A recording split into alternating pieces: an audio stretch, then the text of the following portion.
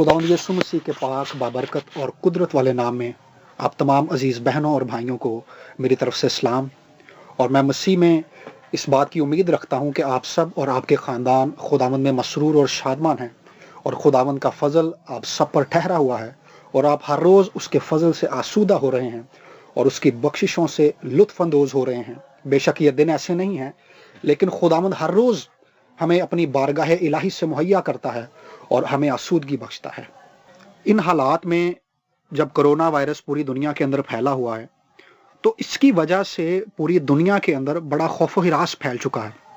जब हम सुनते हैं खबरों के अंदर कि आज इतने बंदे इसका शिकार हो गए, इतने बंदे इससे मर गए और इतने नए बंदे जो हैं कोरोना वायरस की वजह से बीमार हो गए, तो एक अनजाना सा खौफ हमारी जिंदगियों में आ जाता है। मैं चंद दिनों से कुछ बहनों और भाइयों से जब बात करता हूं, तो वो यही कहते हैं कि भाई, जब हम ये सुनते हैं कि आज इतने लोग बीमार हो गए और इस बीमारी के सिम्टम्स ये हैं, इसमें सांस बंद होता है, इसमें खांसी आती है या जो कुछ भी होता है, तो हमें ऐसा लगता है कि ऐसा हमारे साथ हो रहा है। ये इस खौफ की वजह से हो रहा है जो इस वबा ने, जो पूरी दुनिया के अंदर वबा फैली हुई है, इस वबा ने पूरी दुनिया के अंदर ही ऐसा खौफ फैला दिया है। हम आज खुदावंद के कलाम में से पढ़ेंगे पैदाइश की किताब और उसका 26वां बाब, और इसकी 4 आयत पर हम गौर करेंगे। ये पहली 4 आयत नहीं है, ये मुख्तलिफ हिस्से में हैं इसी चैप्टर के, जिन पर हम गौर करेंगे। पहले हम इसकी पहली आयत को पढ़ेंगे और फिर उसके बाद आगे हम बढ़ते जाएंगे। उस पहले काल के अलावा जो अब्राहम के अयाम में पड़ा था, फिर काल पड़ा, तब इसहाक जरार को फिलिस्तियों के बादशाह अबीमलक के पास गया। और अब मैं इसकी तीसरी आयत को पढ़ूंगा। तू उसी मुल्क में कयाम रख, मैं तेरे साथ रहूंगा और तुझे बरकत बख्शूंगा, क्योंकि मैं तुझे और तेरी नस्ल को ये सब मुल्क दूंगा और मैं उस कसम को जो मैंने तेरे बाप अब्राहम से खाई है पूरा करूंगा। और एक और आयत मैं इसी चैप्टर में से पढ़ना चाहूंगा, ये 12 आयत है। और इसहाक ने उस मुल्क में खेती की और उसी साल उसे 100 गुना फल मिला और खुदावंद ने उसे बरकत बख्शी और वो बढ़ गया और उसकी तरक्की होती गई, यहां तक कि वो बहुत बड़ा आदमी हो गया। आमीन। ये पैसेज जो हमने खुदावंद के कलाम में पढ़ा, इसमें हमने देखा है कि इसहाक जिस मुल्क में रहता है, इसमें एक काल पड़ा है। इस काल से पहले भी एक काल पड़ा था जो अब्राहम के दिनों में पड़ा था, लेकिन अब अब्राहम के बेटे इसहाक के दिनों के अंदर इस मुल्क में काल पड़ा है। और खुदा ने इसहाक को हुक्म दिया है कि तूने यहां से कहीं जाना नहीं है, तूने इसी मुल्क में रहना है और मैं तेरे साथ रहूंगा, मैं तुझे बरकत दूंगा। और वो कसम जो मैंने तेरे बाप से खाई थी, अब्राहम से खाई थी, कि मैं तुम्हें बढ़ाऊंगा और तुम्हें बरकत बख्शूंगा, तुम्हें ब्लेस करूंगा और तुम्हें किसी चीज की कमी नहीं होगी, मैं तेरी जिंदगी के अंदर भी पूरा करूंगा। और अब इसहाक ने खुदा की आवाज को सुना और उसको ईमान से कबूल किया और इसहाक इसी मुल्क में रहा। और फिर बाइबल मुकद्दस में हमने पढ़ा कि काल के दिनों के अंदर जब बारिश नहीं हो रही, जब फसल उगने की उम्मीद नहीं है, तो इसहाक ने खेती बाड़ी की है, इसहाक ने अपने खेतों के अंदर हल चलाया है और बीज बोया है और उससे 100% उसका फल मिला है।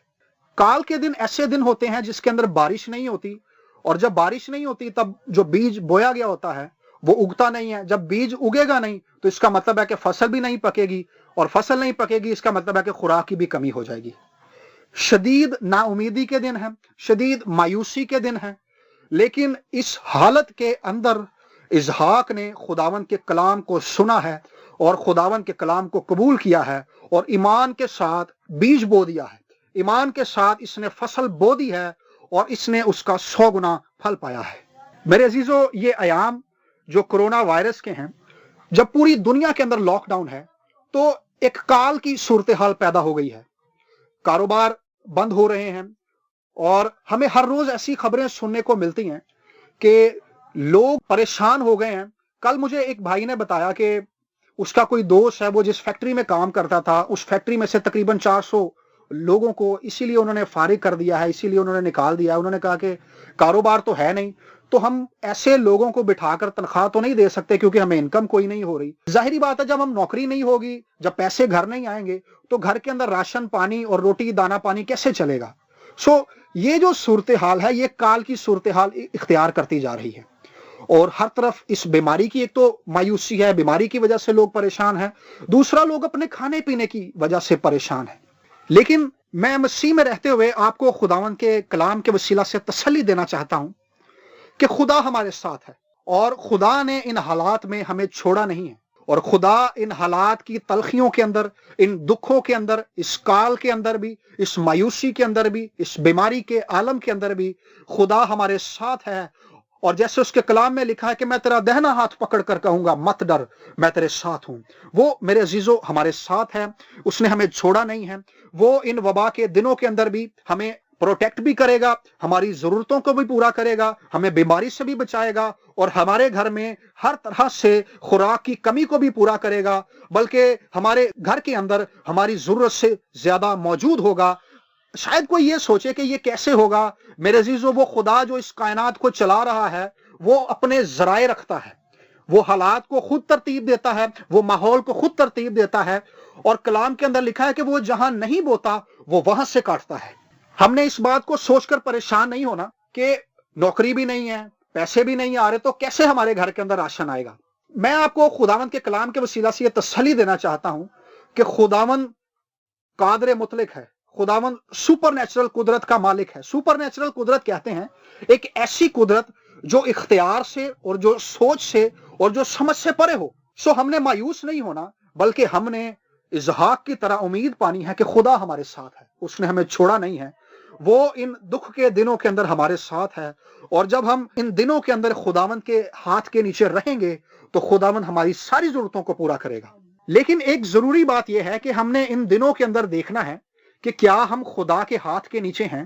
اسحاق سے خدا نے وعدہ کیا ہے، کیونکہ اسحاق وعدے کا فرزند ہے۔ ابراہیم کے ساتھ خدا نے وعدہ کیا تھا اور یہ وعدہ میراث میں اسحاق کو مل گیا تھا۔ ہم نے آج یہ دیکھنا ہے کہ کیا ہم یسوع کے بہائے ہوئے خون کے نیچے ہیں؟ کیا ہم نے اپنی زندگیاں یسوع کو دی ہوئی ہیں؟ کیا ہمارا تعلق جو خدا کے ساتھ ہمارا تعلق ہے وہ درست ہے؟ کیا یہ تعلق آرٹیفیشل تو نہیں ہے؟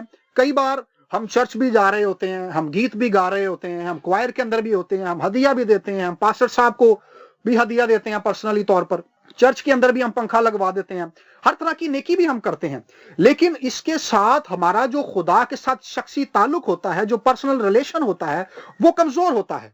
ہم نے ان کال کے دنوں کے اندر اپنے اور خدا کے درمیان تعلق کو دیکھنا ہے کہ کہیں یہ تعلق آرٹیفیشل تو نہیں ہے، کہیں یہ تعلق جو ہے نقلی تو نہیں ہے، کہیں ہم دکھاوے کے لیے تو یہ سارے اچھے کام تو نہیں کرتے۔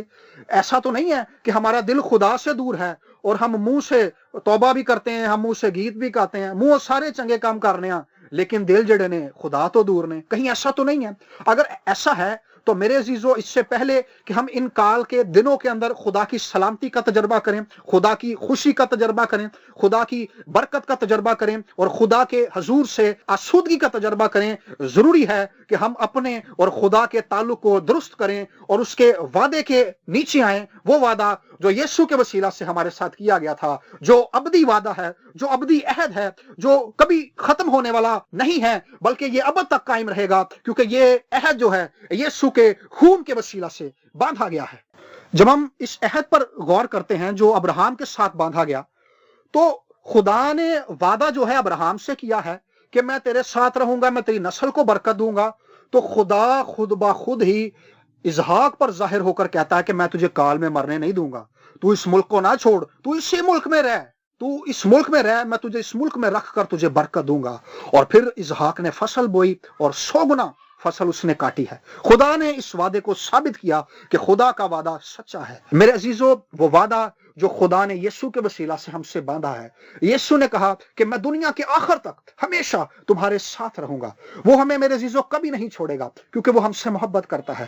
وہ ان کال کے دنوں کے اندر بھی، جب دنیا کے اندر مایوسی اور افراتفری ہے اور پینک کریٹ ہو چکا ہے، لوگ خوف زدہ ہو گئے ہیں، ان دنوں کے اندر میرے عزیزو خدا ہمارے ساتھ ہے۔ وہ آپ کو چھڑائے گا، وہ آپ کی ضرورتوں کو پورا کرے گا، وہ آپ کی ہر ایک احتیاج کو رفع کرے گا، وہ آپ کو بحال کرے گا، وہ آپ کو زندگی میں آگے بڑھنے کی امید دے گا، وہ پھر سے آپ کو اپنے زور بازو سے کھڑا کر دے گا۔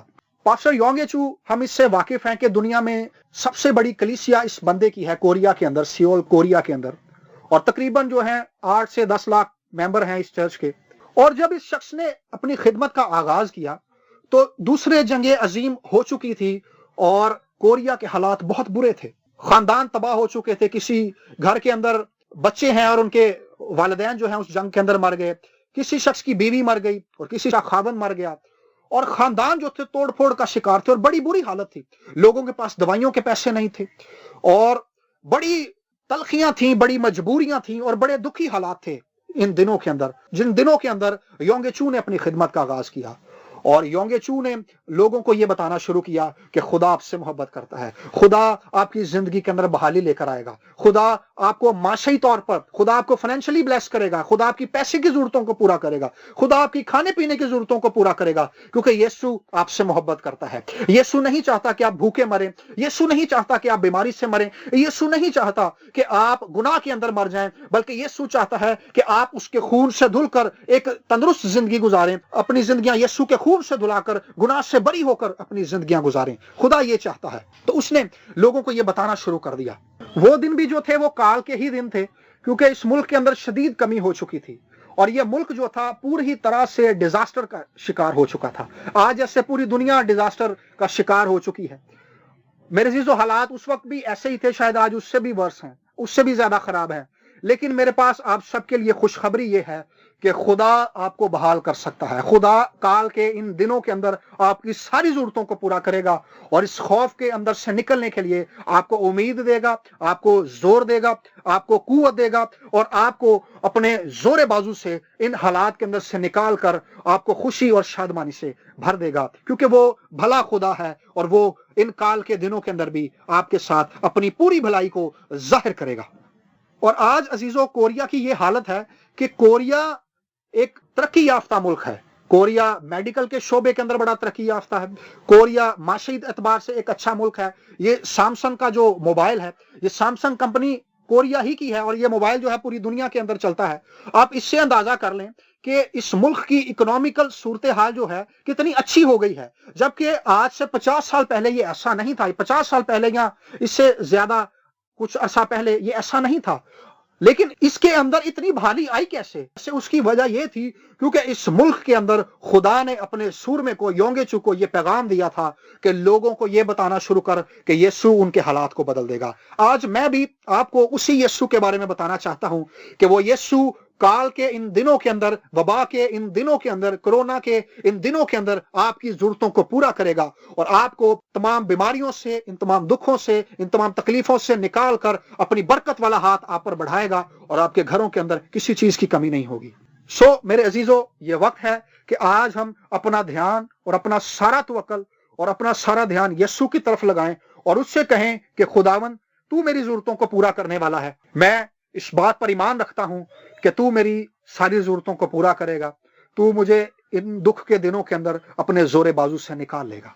आपने ये सोचकर परेशान नहीं होना कि नौकरी भी नहीं है, पैसे भी नहीं है, तो खाने को कहां से आएगा या राशन पानी कहां से आएगा, बल्कि आपने खुदा पर ध्यान लगाना है। जब हमारी कोशिश खत्म हो जाती है, जब हम हार जाते हैं, तब खुदा काम करना शुरू करता है। अगर आप हार चुके हैं, आप मायूस हो गए हैं, तो आप खुदा से कहें कि खुदावन, मैं हार चुका हूं, मैंने अपनी सारी कोशिश कर ली है, लेकिन अब तू सामने आ और अपनी कुदरत को जाहिर कर दे। कलाम में मुकद्दस के अंदर लिखा है, रोमियो के खत के अंदर, कि जो चीजें नहीं हैं वो उनको इस तरह बुला लेता है कि गोया कि वो पहले से हैं।